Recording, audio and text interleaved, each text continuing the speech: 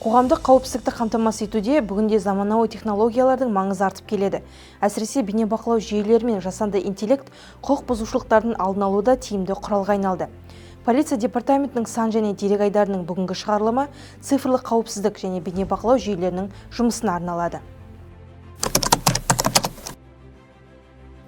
Атырау облысында қоғамдық қауіпсіздікті қамтамасыз ету мақсатында жасанды интеллект негізіндегі бейнеаналитика жүйесі енгізуде.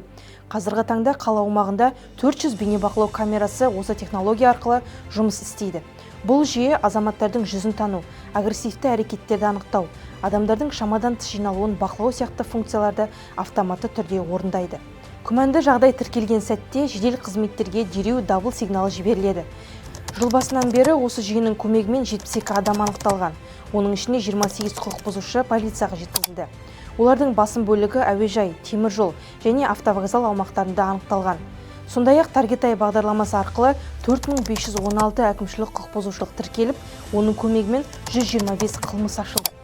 Жаңа цифрлық шешімдер құқық қорғау органдарының жұмыс тиімділігін арттырып, қоғамдық қауіпсіздік деңгейін көтеруге ықпал етуде. Алдағы уақытта мұндай жүйелерді облыстың өзге аудандарына енгізу жоспарланып отыр. Егер сіз қоғамдық тәртіпке қатысты қандай да бір құқық бұзушылықты байқасаңыз, дереу полицияға хабарласуыңызды сұраймыз. Сіздермен бірге сан және дерек айдары. Қауіпсіздік біздің басты назарымызда.